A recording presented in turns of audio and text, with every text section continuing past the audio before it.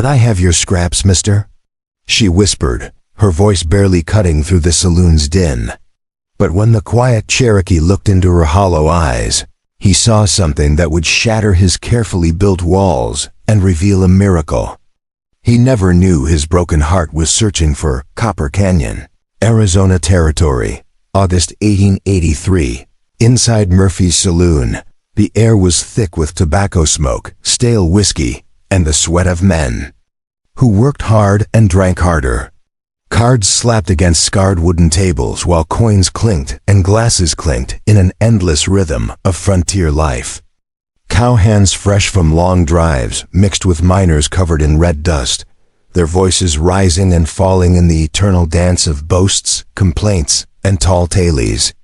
The bartender, a grizzled man named Dutch Hansen, wiped glasses with a rag that had seen better decades, his eyes constantly scanning the room for trouble. Before we jump back in, tell us where you're tuning in from, and if this story touches you, make sure you're subscribed, because tomorrow I've saved something extra special for you. In the far corner, away from the noise and the scrutiny, sat Talon Redwolf. At 28, he possessed the kind of stillness that made other men uncomfortable, as if he could see through their facades and into their souls. His long black hair was pulled back with a strip of leather, revealing the strong lines of his Cherokee heritage and a face marked by experiences that most men twice his age had never endured. He wore simple clothes, a worn leather vest over a cotton shirt, but his boots were finely crafted, and his gun belt showed the care of a man who understood the value of quality. Talon ate slowly, methodically, his dark eyes occasionally scanning the room but mostly focused on his plate. He had learned long ago that being Cherokee in a white man's town meant drawing as little attention as possible. Too much notice brought questions, and questions brought trouble. So he kept to himself, ate his meals in silence, and conducted his business as a horse trainer and tracker without fanfare. The other patrons gave him a wide berth, not from fear exactly, but from the uncomfortable knowledge that he belonged to a world they had tried to conquer, but never quite understood. Most evenings followed the same pattern. Talon would finish his meal, leave exact change on the table, and walk out without speaking to anyone. The townspeople had grown accustomed to his routine, and he had grown comfortable with their indifference. It was a carefully maintained balance that allowed him to live his life without the constant friction that many of his people faced in white settlements. But this evening was different. The saloon doors creaked open with a sound like old bones breaking, and a figure stepped inside. The usual chatter didn't stop, but it shifted, becoming quieter, more watchful. Heads turned not in welcome, but in the kind of assessment that preceded either pity or cruelty. She couldn't have been more than 19, though hardship had etched lines around her eyes that belonged on a much older face. Her dress, once a cheerful yellow, had faded to the color of dried grass and was torn in several places. The fabric hung loose on her thin frame, suggesting she had lost considerable weight recently. Her auburn hair, though clean, was tangled and showed signs of sleeping rough. She wore no shoes, and her feet were dirty and cut from walking on hard ground, but it was her eyes that struck Talon most powerfully. They were green like deep forest pools, and while they showed exhaustion and hunger, they had not surrendered. There was a dignity in the way she held her head, a refusal to be broken despite circumstances that would have crushed many others. She stood just inside the doorway for a moment, gathering her courage, her hands clenched at her sides. The saloon had gone quiet enough that the sound of her bare feet on the wooden floor seemed to echo. She moved with purpose, but also with the careful grace of someone who had learned to navigate hostile territory. Men watched her progress with a mixture of curiosity and something darker. A few made crude comments under their breath, while others looked away entirely. Uncomfortable with witnessing such obvious desperation, she approached several tables, her voice so soft that only those nearest could hear her words. Each time, she was met with either outright rejection or cruel laughter. One cowhand actually spat near her feet, causing her to step back quickly. Another man suggested she could earn money in ways that made her cheeks flush with anger and shame. Dutch Hansen, the bartender, wiped his hands on his apron and called out gruffly, "We don't serve charity cases here, girl. Food's for paying customers." A chorus of agreement rose from several patrons, and someone threw a peanut shell in her direction. But Ruby Carter, as Talon would later learn her name, did not flee. Instead, she straightened her shoulders and continued moving through the room. Her path brought her closer to Talon's corner table. As she approached, he could see the tremor in her hands and the way she bit her lower lip to keep it from shaking. She had clearly exhausted most of her options and was now approaching the one person in the saloon that everyone else avoided. When she reached his table, she stood for a moment as if gathering her courage. Talon looked up from his plate, meeting her eyes directly. He saw her flinch slightly, perhaps expecting the same cold rejection she had received from the others. But something in his steady gaze seemed to give her strength. "Could I have your scraps, mister?"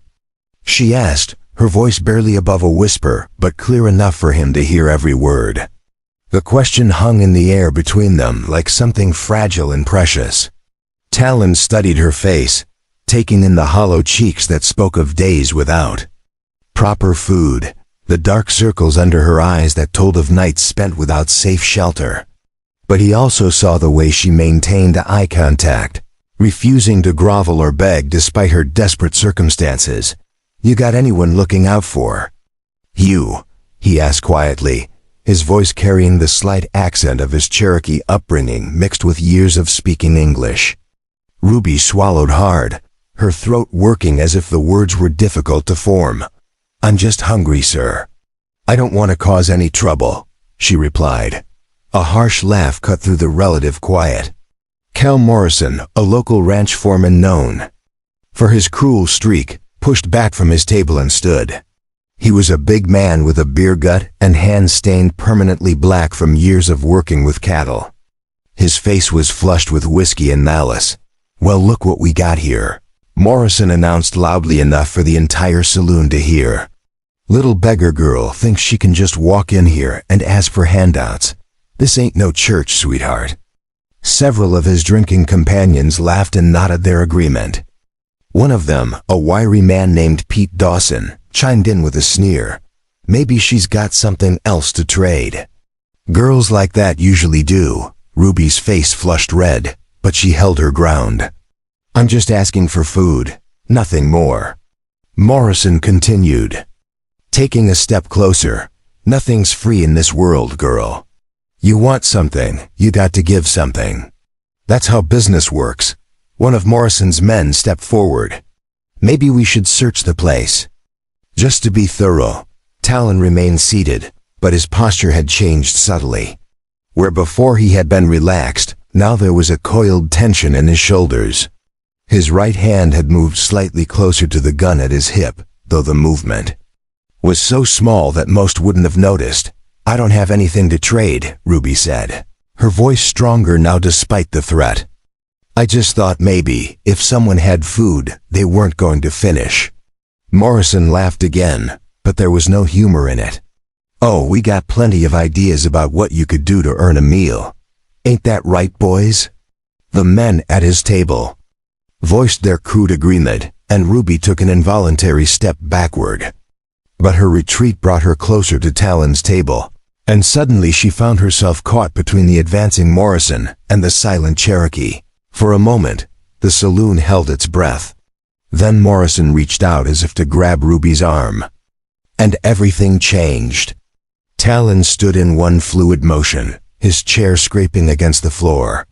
He wasn't as big as Morrison, but there was something in his bearing that made the larger man pause. When Talon spoke, his voice was quiet, but carried clearly through the room.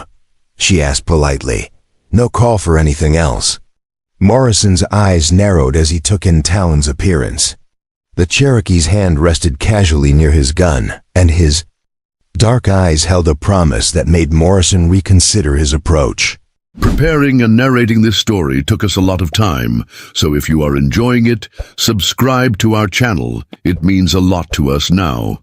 Back to the story. "This ain't your concern, Indian," Morrison said, but his voice had lost some of its earlier bravado. "She's standing at my table." "Makes it my concern," Talon replied. The tension in the room ratcheted up another notch. Other patrons began to back away from the confrontation, some moving toward the door in case violence erupted. Dutch Hansen reached under the bar where he kept a shotgun, his eyes moving between the two men. Morrison looked around the room, perhaps seeking support from his friends. But even they seemed reluctant to escalate a situation with an armed man who showed no signs of backing down. After a long moment, Morrison spat on the floor near Talon's feet. "Keep your damn Indian charity," he growled. "But don't expect the rest of us to coddle every beggar that wanders in here." He turned and stalked back to his table, his friends closing ranks around him and speaking in low, angry voices. The crisis had passed for the moment, but the atmosphere in the saloon remained charged with unresolved tension. Talon looked down at his plate, which still contained half a piece of cornbread and some beans. Without speaking, he pushed the plate toward the center of the table. Then he reached into his vest pocket and pulled out a silver dollar, placing it beside the plate. "For more, if you need it," he said simply. Ruby stared at the food and money as if she couldn't quite believe they were real. Her eyes filled with tears, but she blinked them back quickly. "I don't know what to say." Talon's response was simple. "Don't need to say anything, just eat." She sat down carefully, as if afraid the chair might break. Her hands shook as she picked up the piece of cornbread. For a moment, she just held it, and Talon could see her fighting the urge to devour it, like a starving animal. Instead, she took small, measured bites, chewing slowly and thoroughly. There was something almost ceremonial in the way she ate, as if she refused to let desperation rob her of her dignity. She broke the cornbread in half and wrapped one piece in a torn bit of cloth from her dress. When Talon raised an eyebrow questioningly, she explained quietly, "For later. In case there isn't anything else." The simple statement revealed more about her situation than any amount of explanation could have. She was planning for continued hunger, rationing even this small meal because she had no assurance of another. Yet she ate slowly, savoring each bite rather than wolfing it down. As she ate, Talon found himself studying her more closely. Beneath the dirt and exhaustion, he could see that she had once been well cared for. Her speech was educated, lacking the rough grammar of someone raised in frontier poverty. Her hands, though dirty, were soft and showed no calluses from hard labor. This was someone who had fallen far from better circumstances. When she finished eating, Ruby picked up the silver dollar and turned it over in her palm. "This is too much. I can't take charity." Talon's reply was firm. "Not charity. Payment." When she asked for what, Talon was quiet for a moment, considering his words. "Information. You're new to town. Tell me what brought you here." Ruby looked around the saloon nervously. Morrison and his friends were still shooting hostile glances in their direction, and she seemed to realize that her association with Talon might have marked her as a target. "Maybe I should go. I don't want to cause you trouble." But Talon persisted. "I asked you a question." There was something in his tone that wasn't demanding but wasn't dismissive either. It was the voice of someone who had learned to listen carefully and expected the same courtesy in return. Ruby met his eyes again and seemed to make a decision. "I came here from Tucson. My father was a schoolteacher, and my mother took in sewing. When they both died of fever last spring, I had to sell everything to pay for their burial. The man who bought our house said I could stay on as a housekeeper, but She paused, her jaw tightening. "He wanted more than housekeeping." Talon nodded slightly, understanding without needing details. "So you ran." Ruby continued. "I took what little money I had and got on the stage. I thought I could find work in a bigger town, but when I got to Phoenix, they said they didn't need anyone. I've been traveling from town to town ever since, but the money ran out 3 days ago. What kind of work were you looking for? Talon asked. Ruby's answer was hopeful despite her circumstances. Teaching, ideally. I can read and write and cipher, but I'd take anything honest. Cooking, cleaning, mending. I'm not afraid of hard work. Talon was quiet for a long moment, thinking. Copper Canyon didn't have a school, and most of the respectable families handled their own cooking and cleaning. But there might be other options. You got anywhere to sleep tonight? He asked. Ruby's cheeks colored slightly. I'll find somewhere. I've been managing. The evasion told him everything he needed to know. She had been sleeping rough, probably in abandoned buildings or under the stars. In the desert, that was dangerous for anyone, but especially for a young woman alone, outside. The sun was beginning to set, painting the sky in shades of orange and red. Soon it would be dark, and the temperature would drop dramatically. The desert that baked you during the day could freeze you at night. Talon made a decision that surprised even him. I got a cabin about a mile outside town. There's a shed out back where I store feed for my horses. It's got walls and a roof. You're welcome to it for the night. Ruby's eyes widened. I couldn't impose. But Talon was practical in his response, not imposing. Just practical. Desert gets cold at night. Animals come down from the hills looking for water. Not safe to be out alone. She studied his face, clearly trying to determine his motives. After a moment, she nodded slowly. Thank you. I'll work to pay you back. Talon's simple reply. We'll see. Talon stood and placed his hat on his head. He left exact change for his meal on the table, plus a little extra for Dutch Hansen. Ruby rose as well, clutching the wrapped piece of cornbread like a treasure. As they walked toward the door, Morrison called out loudly, Hey, Indian. You sure? You know what you're doing? That girl's probably got more problems than you want to inherit. Talon paused but didn't turn around. Most folks do. Don't make them less deserving of kindness. They walked out into the cooling evening air, leaving. Behind the smoke and noise of the saloon. Behind them, conversation resumed, but in quieter tones. The confrontation would be discussed and analyzed for days, becoming part of the town's oral history. As they walked down the main street, Ruby spoke quietly. Thank you for standing up to that man. You didn't have to do that. Talon's response was firm. Yes, I did. When she asked why, Talon was quiet for several steps before answering. Because turning away from someone in need makes you smaller, and I've been small enough for one lifetime.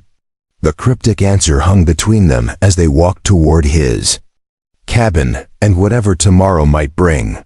The walk to Talon's cabin took them through the heart of Copper Canyon and out into the desert beyond.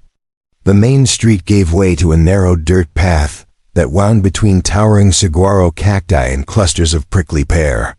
As the sun disappeared behind the distant mountains, the sky transformed into a canvas of deep purples and burning oranges. While the first stars began to appear in the darkening expanse above, Ruby walked beside Talon in comfortable silence, her bare feet moving carefully over the rocky ground. Despite her exhaustion, she seemed to draw strength from the desert air and the promise of shelter for the night. The temperature was already beginning to drop, and she pulled her thin shawl tighter around her shoulders. How long have you lived? Out here? She asked as they crested a small hill. 3 years, Talon replied, his voice carrying easily in the still air. Built the cabin myself after I decided town living wasn't for me. Ahead of them, nestled in a grove of mesquite trees near a small creek, stood a modest but well-constructed log cabin. Smoke rose from the chimney, suggesting that Talon had banked the fire before heading to town. Behind the main structure, Ruby could see a corral where several horses moved like shadows in the gathering darkness. It's beautiful, she said, and meant it. There was something peaceful about the setting. Isolated but not lonely, simple but not primitive. Talon led her around to the back of the cabin, where a smaller structure stood near the corral. The shed was solidly built with thick wooden walls and a tin roof. Inside, bales of hay were stacked neatly along one wall, while sacks of grain and other supplies occupied the rest of the space. "It's not much," Talon said, clearing a space near the back wall, "but it's dry and warm. I'll bring you some blankets." And a lantern. Ruby stepped inside and looked around. Compared to sleeping under the stars or in abandoned buildings, this felt like luxury. The hay would make a soft bed, and the walls would keep out both the cold and any curious wildlife. "This is more than enough," she said gratefully. "I can't thank you enough for your kindness." Talon nodded and disappeared into the main cabin. He returned a few minutes later with an armload of supplies: a thick woolen blanket, a smaller quilt that looked handmade, a tin cup, and a small oil lantern. He also carried a covered pot that steamed in the cool air. "Rabbit stew," he explained, setting the pot down on a wooden crate. "Made too much for one person." Ruby's eyes widened at the unexpected bounty. "I already ate." But Talon's response was firm. "That wasn't eating. That was surviving. There's a difference." She wanted to protest, to maintain some semblance of independence, but the smell of the stew made her stomach clench with renewed hunger. When had she last had a proper meal? 3 days ago? 4? The days had begun to blur together in her struggle to keep moving. Talon seemed to understand her internal conflict. "My grandmother always said that refusing hospitality insults the giver. You wouldn't want to insult me, would you?" Despite everything, Ruby found herself smiling for the first time in days. "I suppose not." She accepted the bowl he offered and took a tentative sip. The stew was rich and flavorful, with tender pieces of meat and vegetables she couldn't identify. It was seasoned with herbs that gave it an earthy, complex taste unlike anything she had experienced. "This is incredible," she said between spoonfuls. "Where did you learn to cook like this?" Talon replied, settling onto a bale of hay across from her. "My grandmother. She believed that food was medicine for both body and spirit. Said you could tell a lot about a person by how they fed others." Ruby ate slowly, savoring each bite while trying not to appear too eager. But Talon had already seen her desperation in the saloon, and there seemed no point in pretending otherwise. "Tell me about your grandmother," she said. Talon was quiet for a moment, his dark eyes reflecting the lamplight. "Her name was Atsila. It means fire in Cherokee. She was a healer, a storyteller, a teacher. She raised me after my parents died." When Ruby asked what happened to them, his voice became flat and emotionless. "Soldiers. 1838. They came to move us west. What the white men called the Trail of Tears. My parents tried to hide in the mountains with some other families. The soldiers found them." Ruby set down her spoon, the weight of his words settling over her. She had heard stories about the removal of the Cherokee, but they had always seemed like distant history. Sitting across from someone who had lived through it made the tragedy immediate and personal. "How old were you?" she asked softly. 6. Old enough to remember, but young enough that it still feels like a nightmare sometimes. "My grandmother managed to avoid the roundup because she was visiting relatives in North Carolina. She came back and found me hiding in a cave, took care of me until I was old enough to take care of myself." Ruby felt a surge of shame at her own self-pity.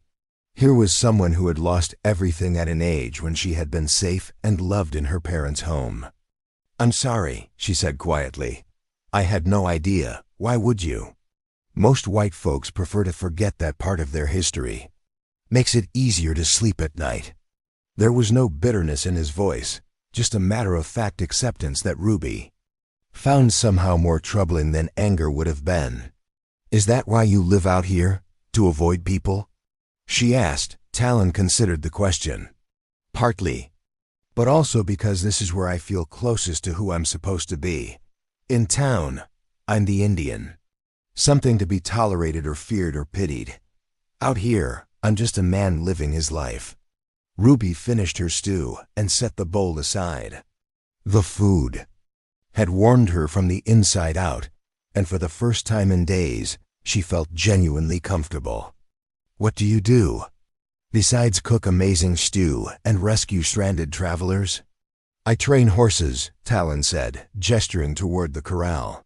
Break wild ones, teach riding horses better manners, help folks with problem animals. Cherokee have always been good with horses. My grandmother taught me that animals respond to respect and patience more than force. Ruby was curious. Is that how you make your living? Mostly. I also do some tracking when the sheriff needs help. Following rustlers. Finding lost travelers. That sort of thing. Desert doesn't hide secrets from someone who knows how to read it. Ruby pulled the quilt around herself as the temperature continued to drop. You said your grandmother was a healer. Did she teach you about that too? Talon nodded. Some, mostly about plants and their properties. Which ones can help with fever, which ones ease pain, which ones are dangerous. Desert's full of medicine if you know where to look. Ruby's face lit up with interest. That's fascinating. My mother was always interested in healing, but she learned from books rather than experience. She had a whole collection of medical texts that she studied. What happened to them? The books? Talon asked. Ruby's face fell. I had to sell them along with everything else. A traveling doctor bought most of them. Said they'd be put to good use, but it still felt like I was selling away a piece of her. They sat in comfortable silence for a while, listening to the sounds of the desert. Night. Somewhere in the distance, a coyote howled, answered by another from a different direction. The horses in the corral shifted and snorted softly, and the wind rustled through the mesquite leaves with a sound like whispered secrets. Can I ask you something? Ruby said eventually. Talon replied with humor in his voice. Already been asking plenty of questions. But when she persisted, asking why he had really helped her tonight, Talon was quiet for so long that Ruby began to think he wasn't going to answer. When he finally spoke, his voice was thoughtful and measured. My grandmother used to tell a story about a woman who was traveling alone through the mountains. She was tired and hungry and lost. She came to a village and asked for help, but everyone turned her away. Except for one old woman who had almost nothing herself. The old woman shared her last bit of bread and gave the traveler her only blanket. He paused, his eyes focused on something beyond the shed walls. The next morning, the traveler revealed herself to be a spirit sent to test the village. She blessed the old woman with prosperity and health, but cursed the rest of the village for their hardness of heart. The old woman tried to share her good fortune with her neighbors, but they were too proud to accept help from someone they had always looked down upon. Ruby listened intently, sensing that the story held deeper meaning. My grandmother said the moral wasn't about magical rewards for kindness. It was about recognizing that we're all just travelers trying to find our way, and that sometimes the person who looks like they have nothing to offer might be exactly what you need. When Ruby asked if he thought she might be what he needed, Talon met her eyes directly. I think I've been alone so long I forgot what it felt like to have someone to talk to. Someone who listens without judgment and asks questions because they're genuinely interested in the answers. Ruby felt a warmth that had nothing to do with the stew or the blankets. I feel the same way. It's been a long time since anyone treated me like a person instead of a problem to be solved or avoided. When Talon asked about her life before her parents died, Ruby leaned back against the hay bales, letting herself remember happier times. Quiet, but full. Papa taught at the territorial school, and Mama took in sewing from the ladies in town. We weren't wealthy, but we had everything we needed. Books, music, good conversation. Papa would read to us in the evenings, and Mama would sing while she worked. Talon observed that it sounded peaceful, and Ruby agreed. It was. Papa used to say that contentment was the greatest treasure a person could accumulate. That happiness didn't come from having more than your neighbors, but from appreciating what you already possessed. Wise man, Talon commented. Ruby continued. He was. He taught me to read when I was 4, and by the time I was 10, I was helping him with the younger students. He always said I had a gift for explaining things in ways people could understand. Talon leaned forward slightly. That's something this town could use. Most of the children here can barely write their own names. Their parents are too busy scratching out a living to worry about education. But there's no school here, Ruby pointed out. Talon's response was thoughtful. No official school, but that doesn't mean there's no need for one. Or no desire for one. Ruby felt a flicker of something she hadn't experienced in months. Hope. Do you really think people would be interested? She asked. I think parents want better for their children than they had for themselves. Question is whether they'd trust a stranger to provide it. Before Ruby could respond, the sound of hoofbeats interrupted their conversation. Talon immediately tensed, his hand moving instinctively toward his gun. In the corral, his horses whinnied nervously, sensing the approach of unfamiliar animals. Stay here, Talon said quietly, rising to his feet. Keep the lamp low. Ruby's heart began to race as she remembered Morrison's hostility at the saloon. Had he and his friends decided to follow them? Were they in danger? Talon moved silently toward the shed entrance, every muscle in his body alert. The hoofbeats were getting closer, and Ruby could hear men's voices, though she couldn't make out the words. Then a familiar voice called out from the darkness, Talon. It's Sheriff Hawkins.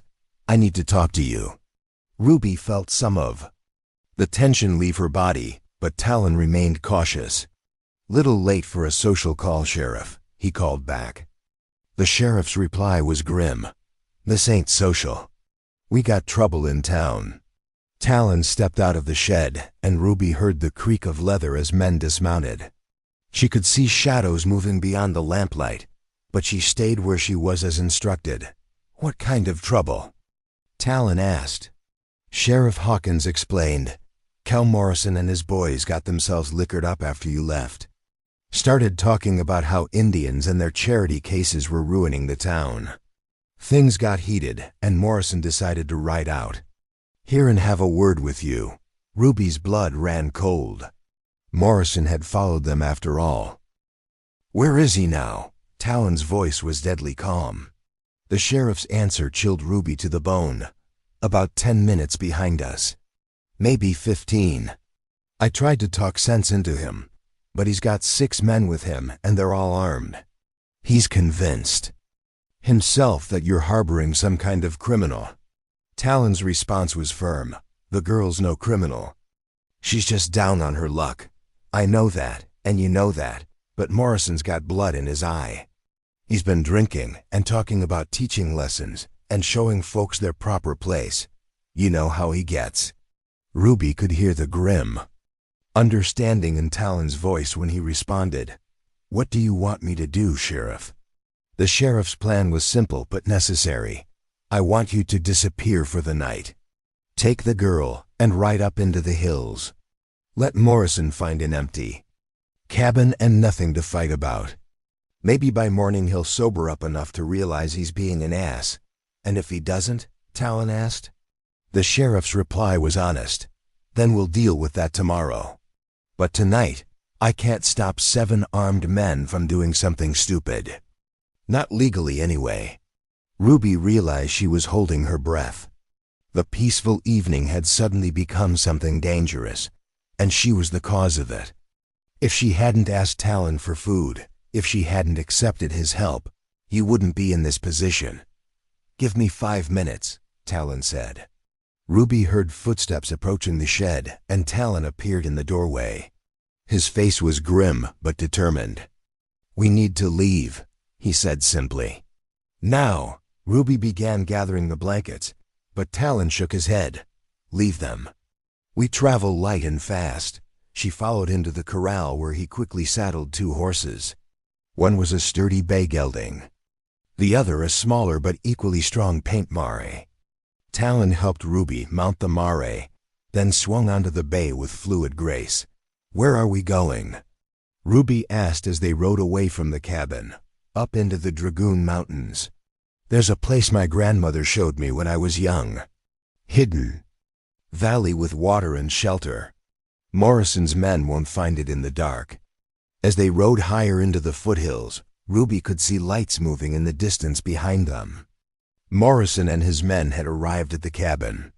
She wondered what they would do when they found it empty, whether they would give up and go home or expand their search. "I'm sorry," she said as they navigated a rocky trail that seemed invisible in the moonlight. "This is my fault." Talon's response was firm. "No, this is Morrison's fault. And the fault of every person in that saloon who sat silent while he threatened you. You did nothing wrong by asking for help." They rode in silence for another hour, climbing steadily into the mountains. The desert stretched out below them like a vast silver sea under the moonlight. Finally, Talon led them through a narrow gap between two rock formations and into a hidden valley. The valley was small but perfect, with a clear stream running through the center and grass for the horses.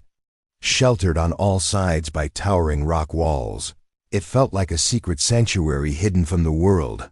"My grandmother called this place Nviasgaya," Talon said as they dismounted. "It means peaceful place in Cherokee. She brought me here when the memories got too heavy." Ruby looked around in wonder. Even in the moonlight, she could see that the valley was beautiful. "How did she find it?" she asked. "Her grandmother showed it to her, and her grandmother's grandmother before that. Cherokee have been using this place for shelter for generations, long before white settlers came to Arizona. They made camp near the stream, and Talon built a small fire that wouldn't be visible from outside the valley." Ruby sat on a fallen log and tried to process everything that had happened. Just hours ago, she had been begging for scraps in a hostile saloon. Now she was sitting beside a hidden stream in a secret valley, having deep conversations with a man who seemed to understand her better than people she had known for years. "Talon," she said softly, "what happens tomorrow?" He looked up from the fire, his dark eyes reflecting the dancing flames. "Tomorrow we figure out how to build something better than what we're running from." It wasn't a complete answer, but it was enough. Ruby pulled her shawl tighter and settled in to wait for dawn, feeling safer than she had in months despite being miles from civilization. Sometimes she realized the best shelter wasn't a building or a town, but the kindness of someone who understood what it meant to be lost. Dawn broke over the hidden valley like a gentle awakening, painting the towering rock walls in shades of gold and crimson. Ruby stirred from her sleep beside the dying embers of their campfire, momentarily disoriented by the unfamiliar surroundings. The events of the previous night came flooding back as she sat up and saw Talon already awake, sitting cross-legged by the stream with his eyes closed in what appeared to be meditation or prayer. The morning air was crisp and clean, carrying the scent of sage and wild flowers that grew in hidden corners of the valley. Birds she couldn't identify called to each other from invisible perches among the rocks, their songs creating a natural symphony that seemed to celebrate the arrival of a new day. Ruby had never experienced such profound peace, even in her childhood. "Home in Tucson." "Good morning," she said softly, not wanting to disturb whatever ritual Talon was performing. He opened his eyes and turned toward her, his expression serene and somehow younger in the morning light. "Sleep well?" he asked, rising gracefully to his feet. Ruby nodded, though in truth she had awakened several times during the night, startled by unfamiliar sounds and the weight of uncertainty about her future. "My grandmother taught me to greet each morning with gratitude," Talon explained, gesturing toward the stream where mist rose from the water's surface.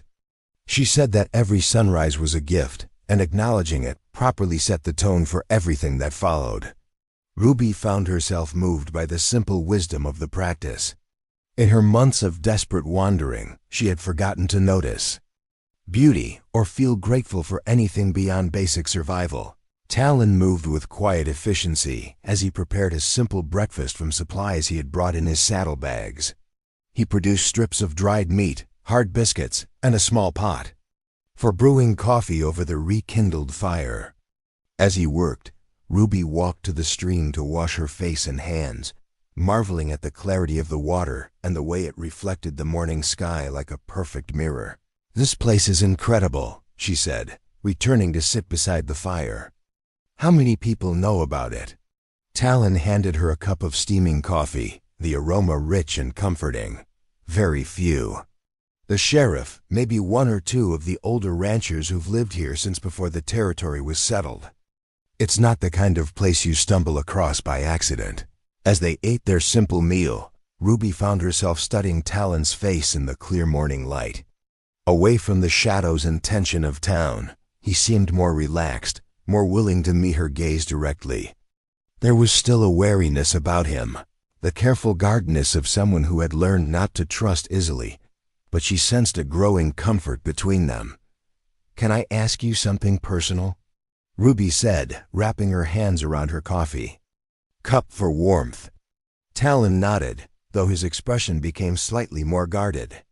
"Yesterday, when you told me about your parents and your grandmother, you said you'd been small enough for one lifetime. What did you mean by that?" Talon was quiet for a long moment, staring into the flames as if the answer lay hidden among the dancing embers. When he finally spoke, his voice carried the weight of old pain carefully controlled. "After my grandmother died, I tried to make myself as invisible as possible. Thought if I didn't cause trouble, didn't ask for anything, didn't draw attention, maybe I could just exist without conflict." "When did she die?" Ruby asked gently. The question seemed to catch him off guard, as if he hadn't expected her to. Delve deeper into his story. 4 years ago, pneumonia. I took her to the doctor in town, but he said there wasn't much he could do for an old Indian woman. Told me to make her comfortable and prepare for the inevitable.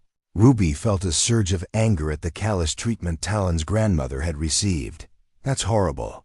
She deserved better care than that. Talon's smile was sad but not bitter. She got the care that mattered most. I was with her at the end, and she died knowing she was loved. She used to say that how you die is less important than how you live. She sounds like a remarkable woman, Ruby said. I wish I could have met her. Something in her tone seemed to touch Talon, because his expression softened. She would have liked you. She always said she could read people's hearts, and she had a particular fondness for those who refused to let hardship make them cruel. They finished their breakfast in comfortable silence, each lost in their own thoughts. Ruby found herself thinking about the previous evening's events and the realization that her presence had put Talon in danger. Morrison's hostility had been directed at her, but Talon had chosen to stand between her and harm without hesitation. The weight of that gesture and what it might mean pressed heavily on her conscience. Talon, she said finally, I need to leave Copper Canyon. I can't stay and continue to cause problems for you. His response was immediate and firm. Running away won't solve anything. Morrison's type exists everywhere. If you keep moving every time someone shows their ugly side, you'll never stop moving. But if I stay, there will be more confrontations, more violence. I won't be responsible for that. Ruby's voice carried a determination that surprised them both. Talon studied her face, taking in the set of her jaw and the resolve in her green eyes. What if there was another way? What if instead of running or hiding, we found a way to make you belong here? The suggestion caught Ruby completely off guard. Belong? I'm a stranger with no money, no connections, no skills that anyone here seems to value. How could I possibly belong in Copper Canyon? Talon leaned forward, his dark eyes intense. You said yesterday that you had a gift for teaching, that you helped your father with students. What if that's exactly what this town needs? Ruby shook her head, though she felt a flicker of hope despite herself. There's no school here. No one's going to hire a homeless woman to teach their children. But Talon was clearly thinking through possibilities she hadn't considered. Not a formal school, maybe. But there are families here who want better for their children. Parents who know that reading and writing are the keys to a different kind of life. Even if that's true, where would I teach? How would I live? I have nothing to offer except knowledge, and knowledge doesn't pay for food or shelter. Ruby's practical concerns were valid, but Talon seemed undeterred. What if the teaching wasn't the only thing you offered?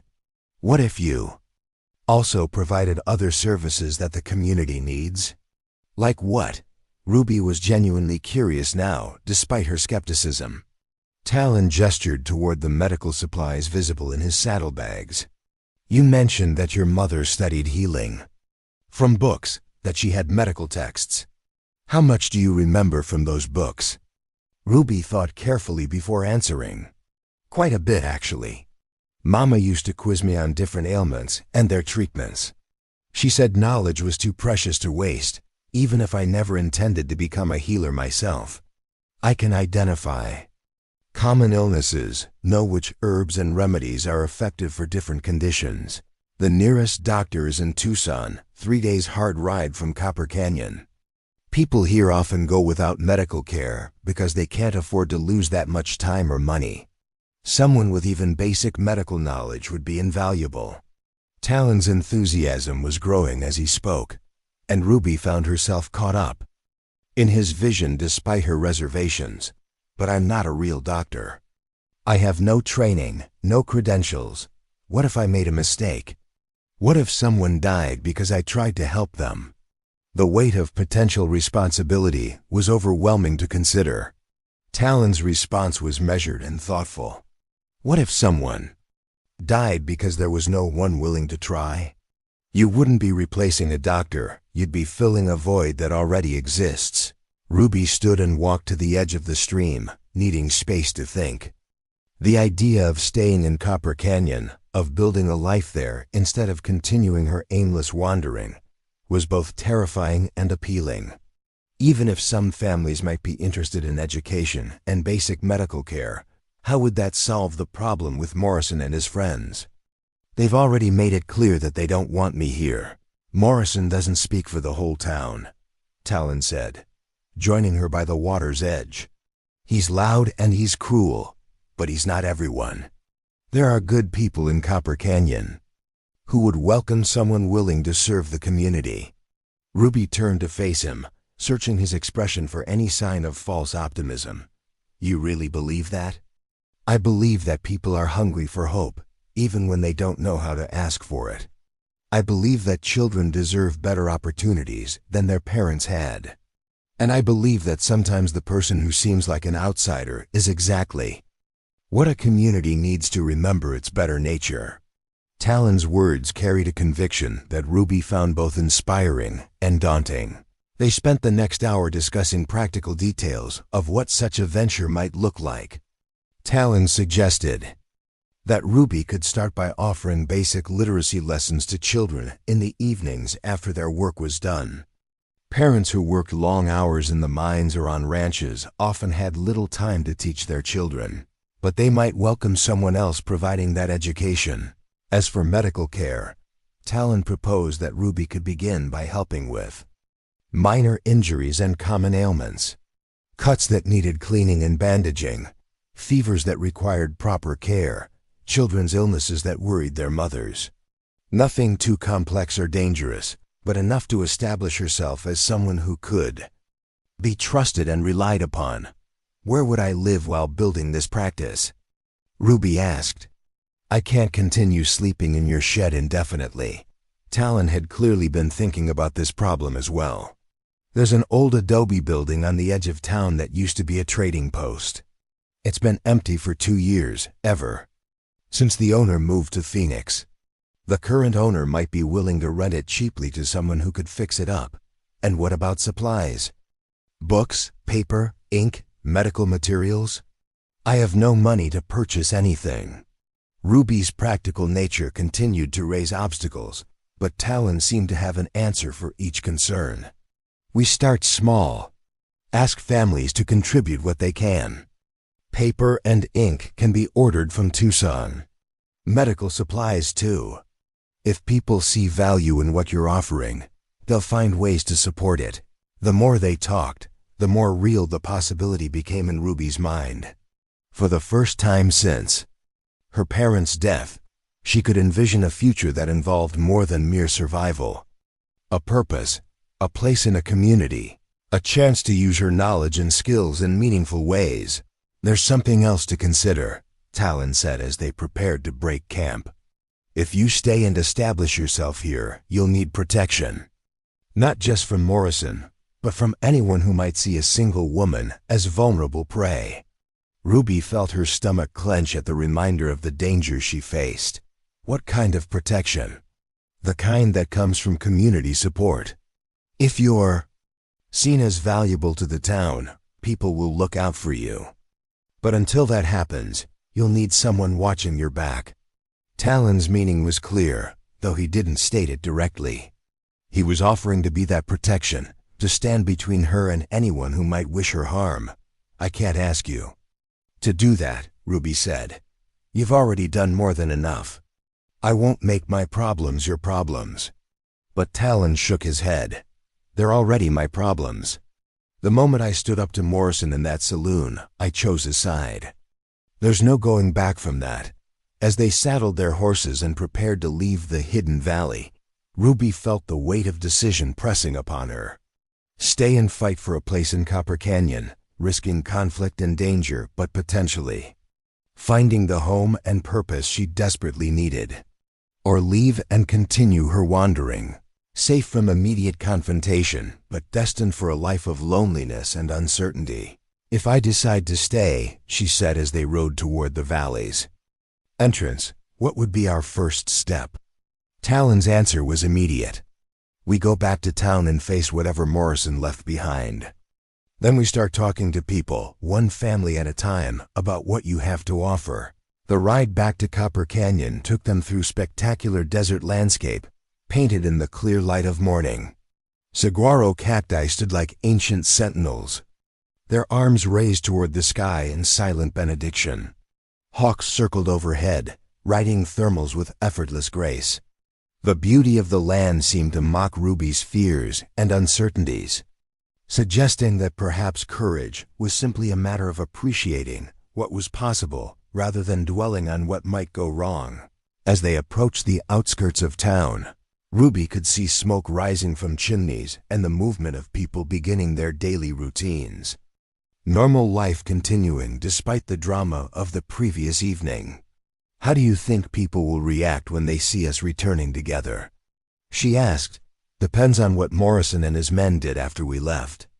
If they caused serious trouble, there might be sympathy for us. If they just made noise and went home, people might prefer to pretend nothing happened. Talon's assessment was realistic but not encouraging. Ruby realized that their reception would depend largely on factors beyond their control. They paused at the crest of a hill overlooking Copper Canyon, both lost in their own thoughts about what awaited them below. The town looked peaceful from this distance, its adobe buildings and wooden structures seeming to drowse in the morning sun. But Ruby knew that appearances could be deceiving, that beneath the surface calm lay tensions and prejudices that could explode into violence with little provocation. Are you ready for this? Talon asked, turning in his saddle to look at her directly. Ruby met his gaze and felt something settle inside her chest, a quiet determination that surprised her with its strength. No, but I'm tired of running. If this is where I'm going to make my stand, then let's see what kind of future we can build together. With that declaration, they urged their horses forward toward whatever awaited them in the town below. Two unlikely allies bound together by circumstance and sustained by the fragile hope that courage and kindness might triumph over fear and hatred. The first sign that something had changed in Copper Canyon came when they reached the main street. Where normally the town would be bustling with morning activity, an unusual quiet hung over the dusty thoroughfare. Shop owners swept their storefronts with nervous energy, glancing frequently toward Murphy's saloon, while clusters of townspeople gathered in hushed conversation that ceased whenever someone new approached. Talon and Ruby dismounted near the livery stable, drawing immediate attention from several onlookers. Old Pete Martinez, who ran the general store, hurried over with the eager expression of someone bearing important news. "Talon, you're back. We wasn't sure what happened to you after Morrison and his boys went tearing out to your place last night." "What did happen after we left?" Talon asked, though his tone remained carefully neutral.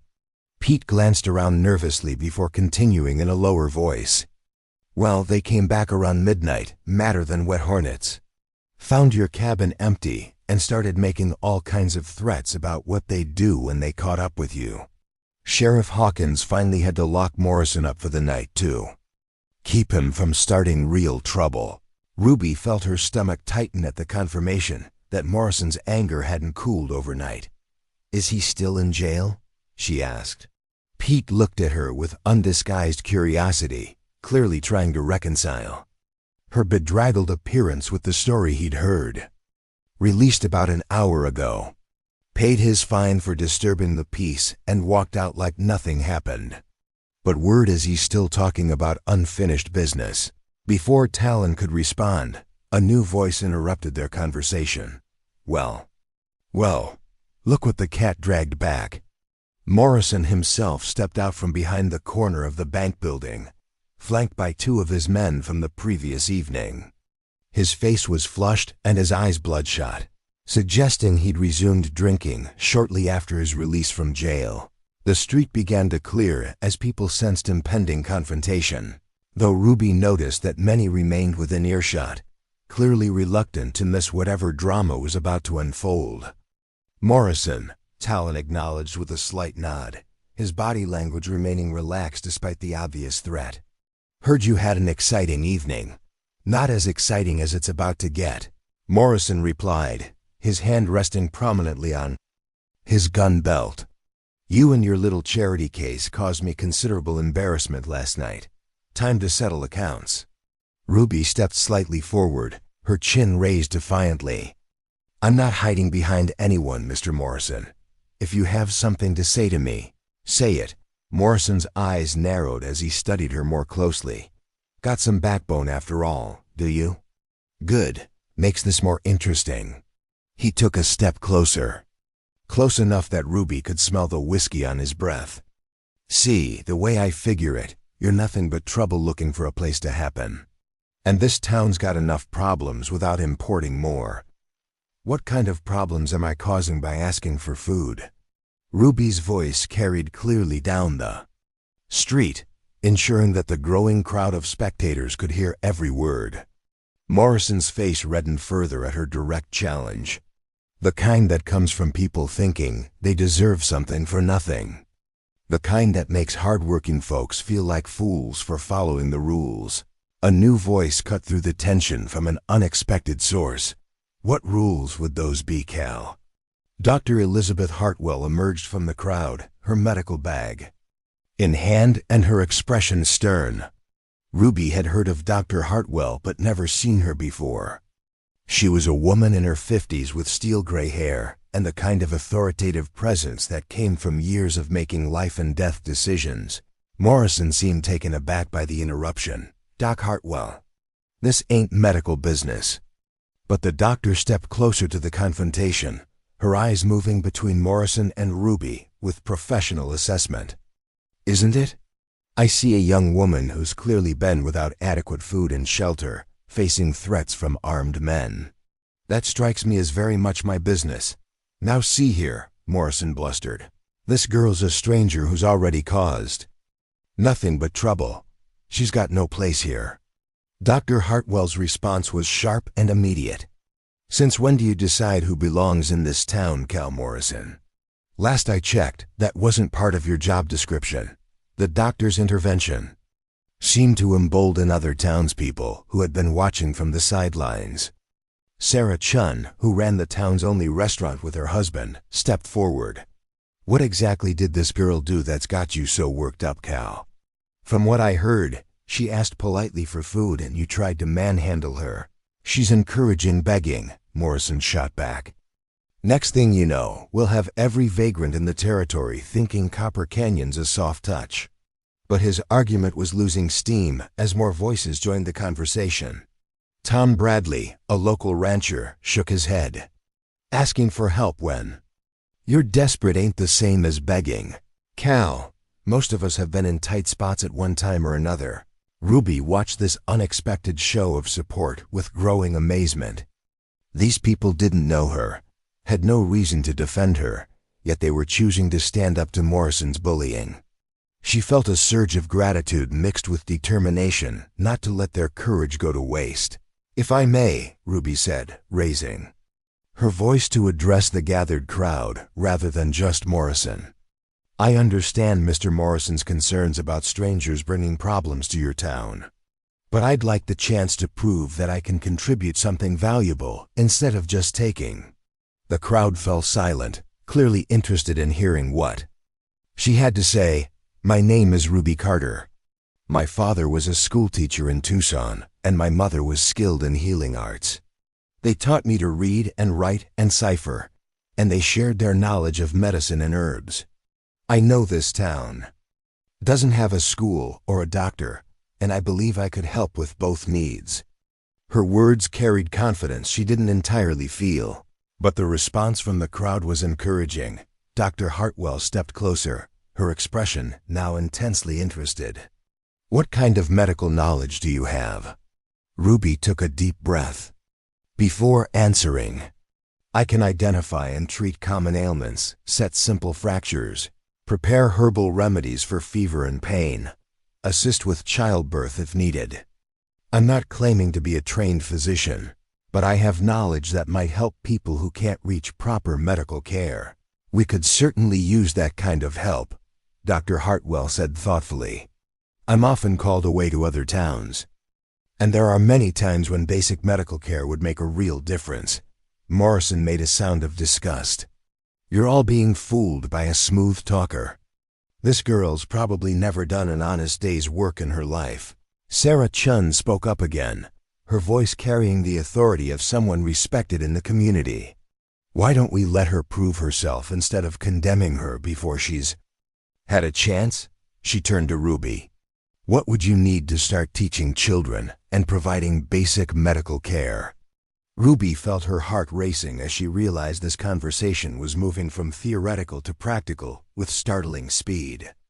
A place to hold classes and see patients. Basic supplies like paper, ink, simple medical materials.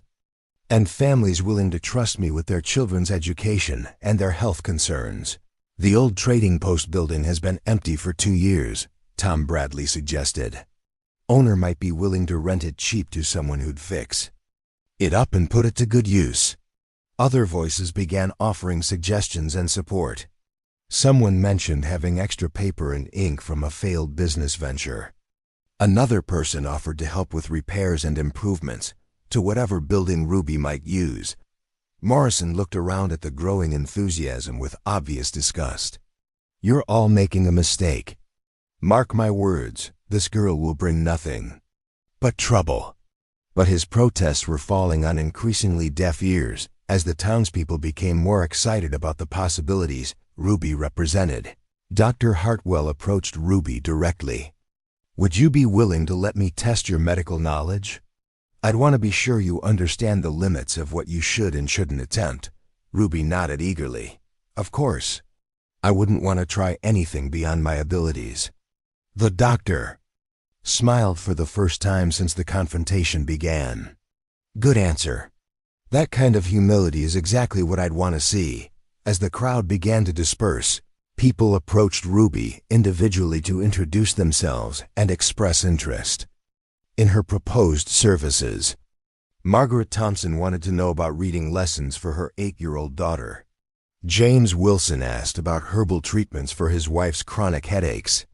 The response was far more positive than Ruby had dared to hope, but Morrison wasn't finished. As the street cleared, he approached Talon with barely controlled fury. "This isn't over. You think you can waltz into town with some fancy-talking woman and turn everyone against me? You've got another thing coming. Talon's response was calm, but unmistakably firm. Nobody turned anyone against you, Morrison. You did that all by yourself with your behavior. We'll see about that. Morrison snarled before stalking away with his remaining supporters. Ruby watched him go with a mixture of relief and apprehension. She had won this battle, but the war was far from over. Morrison's pride had been wounded publicly, and men like him didn't forget such slights easily. Dr. Hartwell lingered after the others had gone, clearly wanting to speak with Ruby privately. "I'm impressed by how you handled yourself just now," she said. "But I hope you understand that Morrison wasn't entirely wrong about one thing. You will face challenges and skepticism from some people. Not everyone will welcome change, even positive change." "I understand," Ruby replied. "But I've been running for months, and it hasn't solved anything. Maybe it's time to stay and fight for something worthwhile." The doctor nodded approvingly. "Good. Now, when would you like to take that medical knowledge test?" "I'm curious to see what you really know." They arranged to meet the following morning at Dr. Hartwell's office, which doubled as the town's unofficial medical center when she was present. Ruby felt nervous about the upcoming examination, but also excited at the prospect of finally putting her knowledge to practical use. As Dr. Hartwell departed, Talon turned to Ruby with an expression she couldn't quite read. "That was well done," he said. "You turned a confrontation into an opportunity." Ruby felt a flush of pride at his approval, but also a weight of responsibility.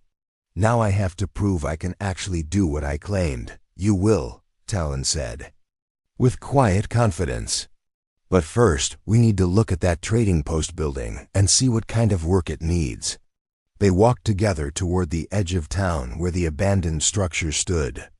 It was larger than Ruby had expected, with thick adobe walls and a solid roof that appeared to be in good condition. The interior was dusty and filled with debris from its years of abandonment, but the bones of the building were sound. There were 3 large rooms that could serve different purposes, plus a smaller space that would work well as private quarters for Ruby.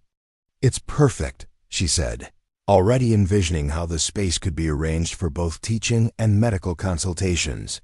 "It'll need considerable work," Talon pointed out, running his hand along a wall to test its stability. "Cleaning, repairs, furniture, supplies. That'll take time and money." Ruby nodded, understanding the challenges but feeling undaunted by them. "Then we'd better get started." They spent the rest of the morning making a detailed list of what would be needed to transform the abandoned building into a functioning school and medical clinic. The scope of the project was daunting, but Ruby found herself energized rather than overwhelmed by the magnitude of the task ahead. That afternoon, word spread quickly through Copper Canyon about Ruby's plans.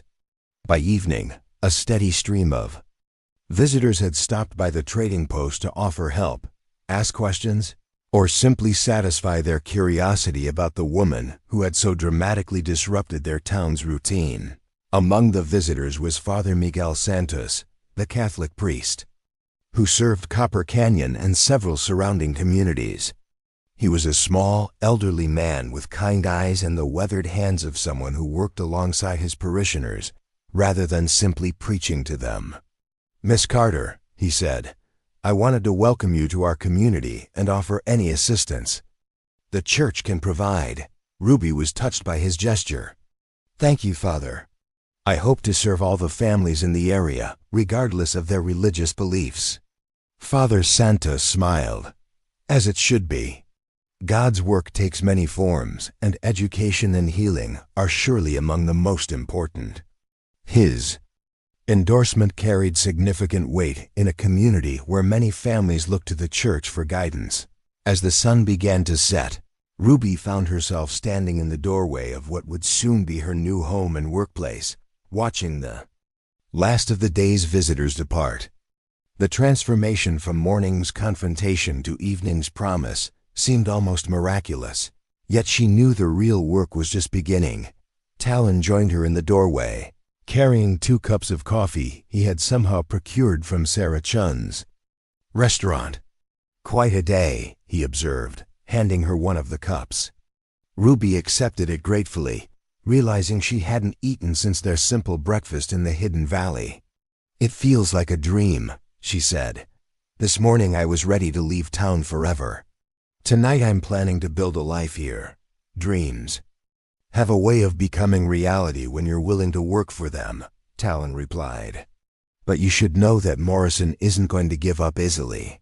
Today's victory just means he'll be more careful about his next move."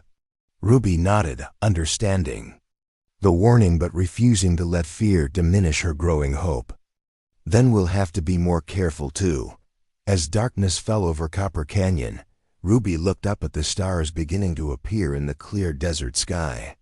For the first time since her parents' death, she felt like she was exactly where she belonged. There would be challenges ahead, conflicts to navigate, skeptics to convince, and dreams to transform into reality.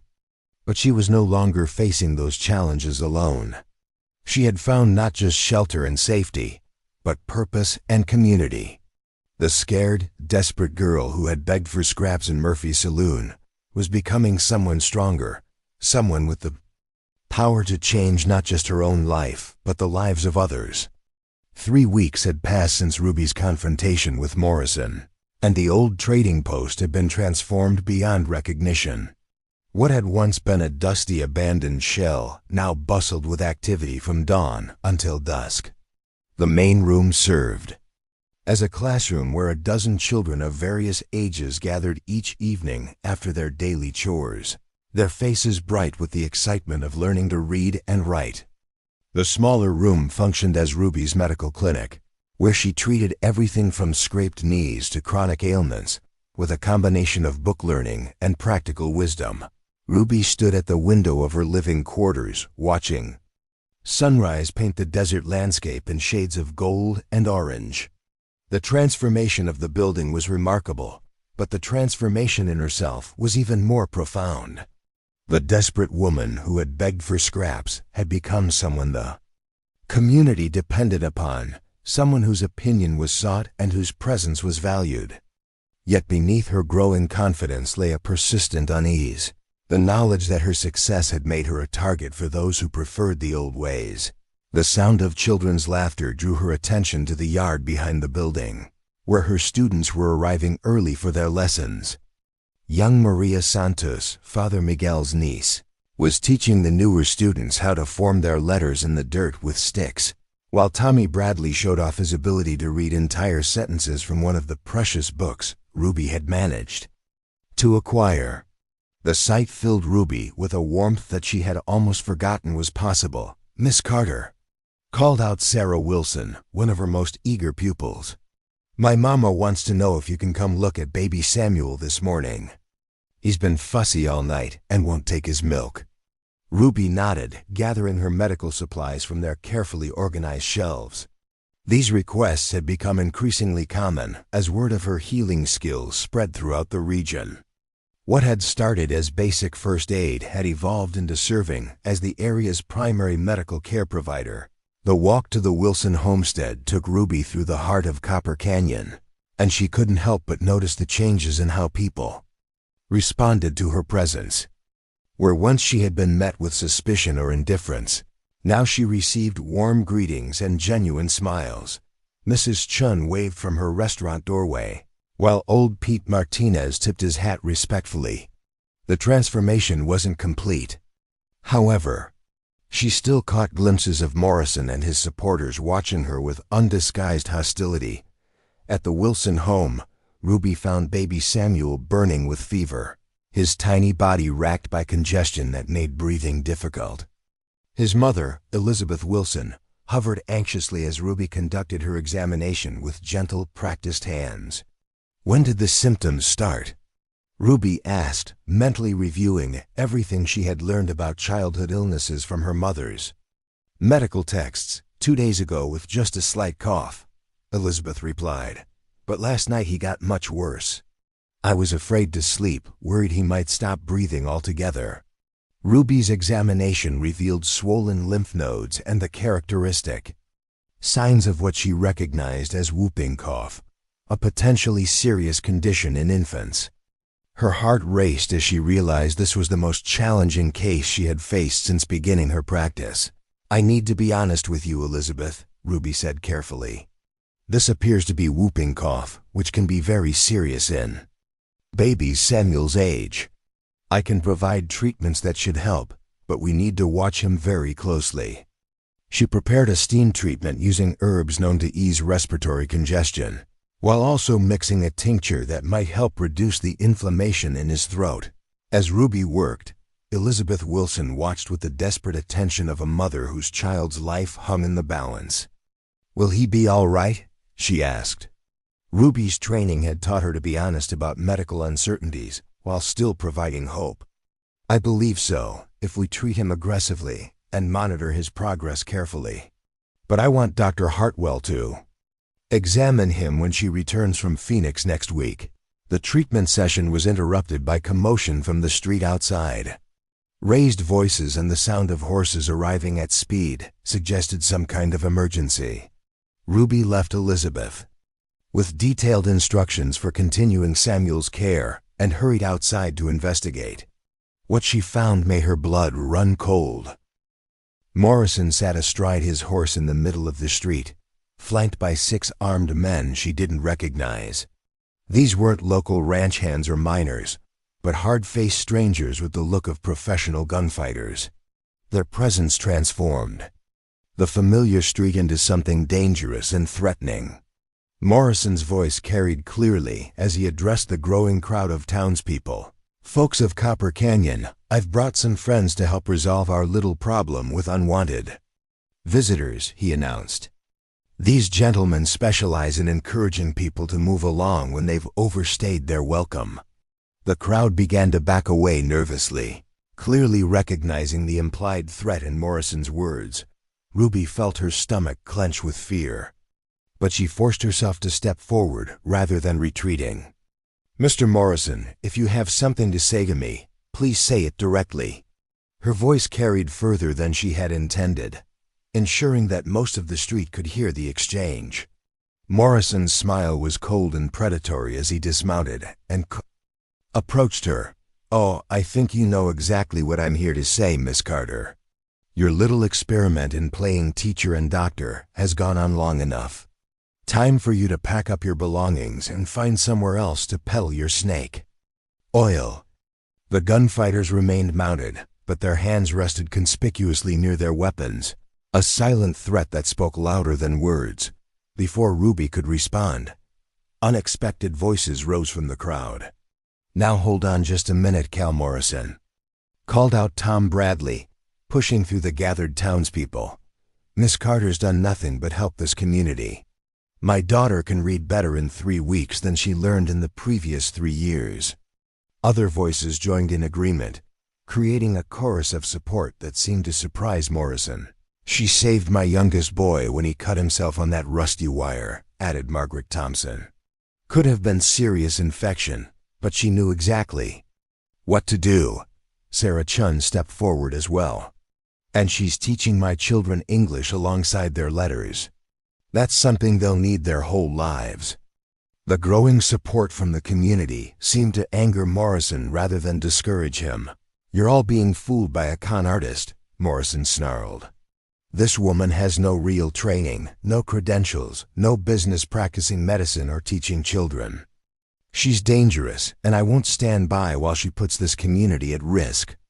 One of the gunfighters leaned forward in his saddle. "Boss, you want us to handle this?"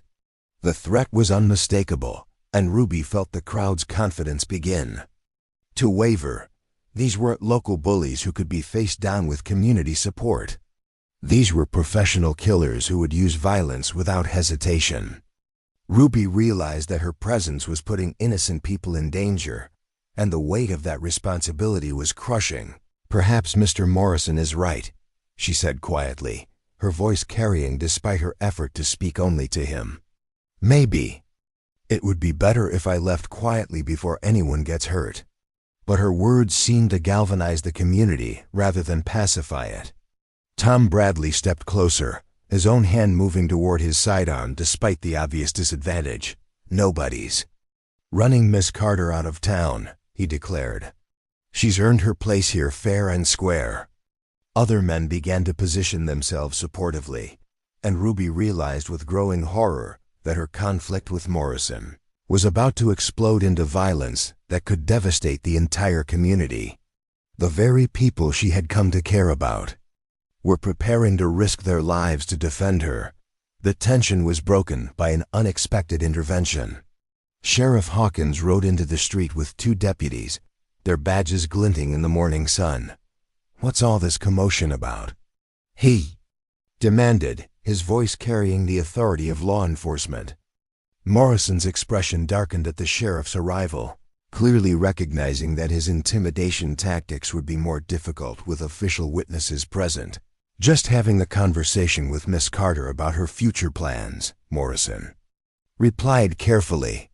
"These gentlemen are friends of mine who happen to be passing through." Sheriff Hawkins studied the gunfighters with the experienced eye of someone who had dealt with their type before.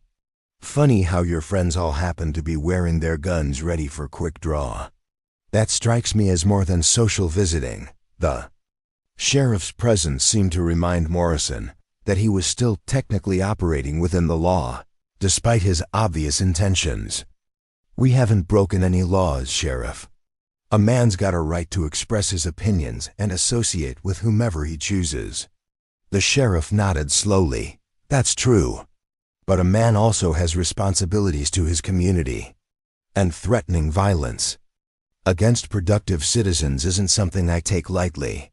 Ruby watched this careful dance of words and implied threats with growing understanding of the delicate balance that maintained order in frontier communities. Sheriff Hawkins couldn't arrest Morrison and his men without clear evidence of criminal intent, but his presence had effectively neutralized their ability to use direct intimidation. The confrontation had reached a stalemate. Dr. Hartwell chose that moment to arrive back from Phoenix, her medical wagon creating a new focus of attention as she took in the scene. "What on earth is happening here?" she demanded, her authoritative voice cutting through the tension. Morrison turned toward her with obvious irritation. "Dr. Hartwell, perfect timing. Maybe you can talk sense into these people about the dangers of unlicensed medical practice." But Dr. Hartwell's response was not what Morrison had expected. "I've been monitoring Miss Carter's work for the past 3 weeks, she said firmly. "Her knowledge is solid, her methods are sound, and her results speak for themselves. This community is fortunate to have someone with her skills." The doctor's endorsement carried enormous weight, and Ruby could see Morrison's confidence beginning to waver. Father Santos emerged from the crowd, his small frame somehow commanding attention despite the presence of armed men. "Mr. Morrison," he said in his gentle but firm voice, "surely you can see that Miss Carter has brought only good things to our community. Children who couldn't read are now discovering the joy of books. People who suffered in silence now have someone to ease their pain. How can this be anything but a blessing?" The priest's words seemed to resonate with many in the crowd, and Ruby could see heads nodding in agreement throughout the gathered townspeople. Morrison looked around at the faces surrounding him and seemed to realize that his support had evaporated. Even some of his usual allies appeared uncomfortable with the presence of hired gunfighters, threatening a woman who had done nothing but help their community. "This isn't over," Morrison said finally, his voice carrying the promise of future conflict. "Mark my words, that woman will bring nothing but trouble to this town." He remounted his horse and gestured for his hired men to follow. "We'll be watching," he added, directing the comment toward Ruby. "And we'll be ready when your luck runs out." As Morrison and his gunfighters rode out of town, Ruby felt her knees grow weak with relief. The immediate crisis had passed, but the underlying threat remained. Morrison had been humiliated in front of the entire community, and men like him didn't forget such experiences. She knew this confrontation was merely the first move in a larger game, The crowd began to disperse, but many people approached Ruby individually to express their support and reassure her that she was welcome in Copper Canyon. Their words meant more to her than they could possibly know, but she also understood that their loyalty had put them in danger. Morrison wouldn't hesitate to retaliate against anyone who opposed him. Talon appeared at her side as the street cleared, his presence somehow both comforting and concerning. "That was well handled," he said quietly. "But Morrison won't give up. He'll be back, and next time he'll be more prepared." Ruby nodded, understanding the warning. "I know, but I can't keep running forever. At some point, I have to make a stand. Then we make it together," Talon replied. "But we need to be smart about it. Morrison has resources and connections we don't fully understand. If we're going to protect what you've built here, we need to understand what we're really fighting against." His words carried implications that Ruby found both frightening and oddly comforting. Whatever came next, she wouldn't face it alone. As the day progressed, Ruby threw herself into her work with renewed determination. She returned to check on baby Samuel Wilson, pleased to find that his condition was improving under the treatment she had prescribed. She conducted her evening classes with extra attention to each student's progress, knowing that their education represented hope for a better future. She treated minor injuries and ailments with careful precision, building the trust and reputation that would sustain her through whatever challenges lay ahead. That evening, as Ruby prepared for bed in her small quarters behind the clinic, she reflected on how much her life had changed in just a few short weeks. From desperate hunger to purposeful work, from isolation to community acceptance, from fear to hope, the transformation seemed almost miraculous. Yet she knew it was built on nothing more solid than the goodwill of ordinary people who had chosen to trust her. A soft knock at her door interrupted these thoughts. When she opened it, she found Talon standing outside with a serious expression. "We need to talk," he said. "I've been asking questions about Morrison's new friends, and what I learned isn't good news." Ruby invited him inside, sensing that whatever he had discovered would change everything once again. "Those weren't just gunfighters Morrison hired," Talon explained as they sat at her small table. "They're part of a larger organization that specializes in driving out people who threaten established interests. Morrison didn't just decide to escalate this conflict on his own. Someone with serious money and influence is backing him." The implications of this revelation were staggering, and Ruby felt her newfound security crumbling beneath the weight of forces far larger than she had imagined. Up next, you've got two more standout stories right on your screen. If this one hit the mark, you won't want to pass these up. Just click and check them out, and don't forget to subscribe and turn on the notification bell so you don't miss any upload from us.